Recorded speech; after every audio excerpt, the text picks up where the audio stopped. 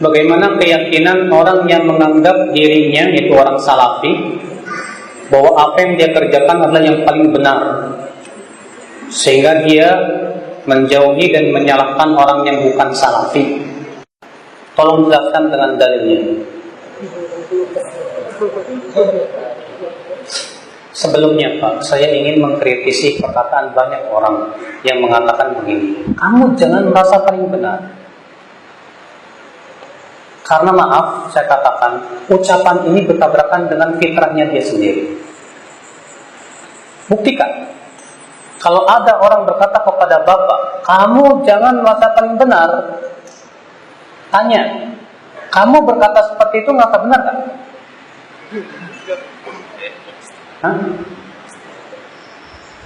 Iya, kalau ada orang berkata kepada Bapak, kamu jangan merasa paling benar. Balikan. Bapak ngomong gitu merasa benar nggak? Benar sih. Ya udah sama aja berarti. Ya kan? Fitrah orang, Pak. Yang kedua, ada nggak sih di dunia yang mengatakan saya paling salah sendiri?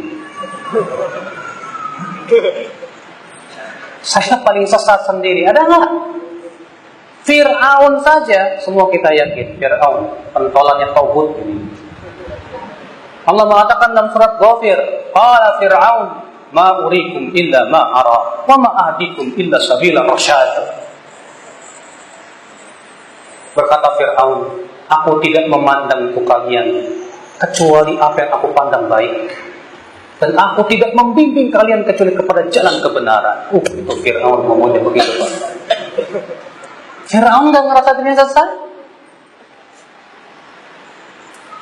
Yang ketiga, Pak, orang yang mengatakan jangan merasa paling benar sendiri, pasti kalau diamalkan jadi pelin-pelan. Coba deh, pakai sholat Allahu Akbar, kamu letakkan di mana? Di dada, jangan merasa paling benar sendiri ya. Terus gimana dong? Ke bawah. Kok di perut? Jangan merasa paling benar sendiri. Terus yang benar mana ini? Ini apa ini? Pasti pelin-pelan, Pak. Benar, Pak. Pelin-pelan. Justru ketika kita merasa benar itulah kita berjalan. Di atas itulah kita berjalan. Kalau ada orang merasa paling benar, tapi hujahnya Al-Quran, hadis, ijma, wajib merasa paling benar. Karena Al-Quran, hadis, dan ijma tidak mungkin salah. Iya tidak? Kalau ada orang merasa paling benar, pas ditanya dalilnya, nggak ada, ini salah. Jadi kalau merasa paling benar, karena adanya hujah, dalil yang sangat kuat dari Al-Quran, hadis, dan ijma, boleh, nggak masalah. Bahkan itu harus, Pak. Karena kebenaran yang hanya berasal dari Allah dan Rasul. Namun ada permasalahan memang yang tidak ada nas dalam Al-Quran dan hadis, tidak ada ijma juga, yang ada perselisihan ijtihad para ulama.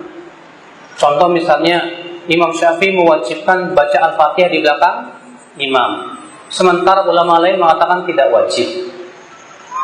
Masing-masing punya hujah. Imam Syafi'i hujahnya dalil hadis, la sholata liman lam yaqra' bi Fatihatil kitab.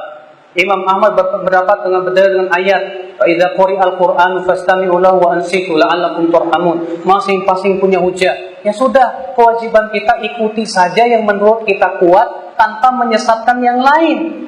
Karena itu masalah ijtihadiyah. Kalau masalah ijtihadiyah yang tidak ada nasnya, betul, kita tidak boleh menyesatkan yang lain, tidak boleh. Karena masalah tidak ada nasnya, tidak ada nasnya. Sorry. Ya. Dan itu pun telah diucapkan oleh para ulama seperti Ibnu Qayyim dan yang lainnya. Ibnu Qayyim mengatakan dalam masalah yang hal-hal yang sifatnya ijtihadiyah yang tidak ada nasnya, tidak boleh kita memaksakan pendapat kita kepada orang lain, tidak boleh. Kita hanya memilih mana yang paling kuat dalilnya, selesai. Nah, Pak, masalahnya di negeri kita tidak bisa membedakan mana ijtihadiyah, mana yang sudah menjadi apa? Ijma para ulama. Masalah ijtihadiyah terkadang dianggap sebuah keyakinan yang tidak boleh tolak. Pokoknya kalau kamu nggak kunut, Wahabi. Kunut subuh kan ikhtilaf para ulama. Imam Syafi'i mengatakan kunut subuh apa? Sunnah. Imam Ahmad dan Imam Malik dan Imam Abu Hanifah mengatakan tidak syariat, tidak disyariatkan. Abu Hanifah mengatakan bahkan bid'ah. Ikhtilaf para ulama. Ya. Nah inilah Pak. Bahkan yang tukang takdir itu ya, masalah yang sifatnya ijtihadiyah juga sebetulnya. Ya. Mensikapi beberapa yayasan dan yang lainnya. Gak bisa bedakan mana yang sifatnya apa? Itu sudah ijma, mana yang sifatnya ijtihadi. Nah ini Pak, Bapak sekalian pahami ini baik-baik Pak. Ya. Jadi kalau ada orang berkata, itu orang salafi, ya, kok merasa paling benar sendiri? Periksa dulu, dia merasa paling benar dalam masalah apa? Kalau jelas dalilnya Al-Quran, hadis dan ijma, wajib kita ikuti itu. Karena itu kebenaran yang tidak mungkin, yang tidak boleh diselisih. Tapi kalau itu sifatnya ijtihadi, maka masalah ijtihadiyah kita lihat dalil-dalil setiap pendapat. Kita rajihkan mana yang paling kuat. Nah ini akhirnya azakumullah ya. Ya, itu batasannya yang harus kita pahami bersama supaya tidak salah di dalam bersikap.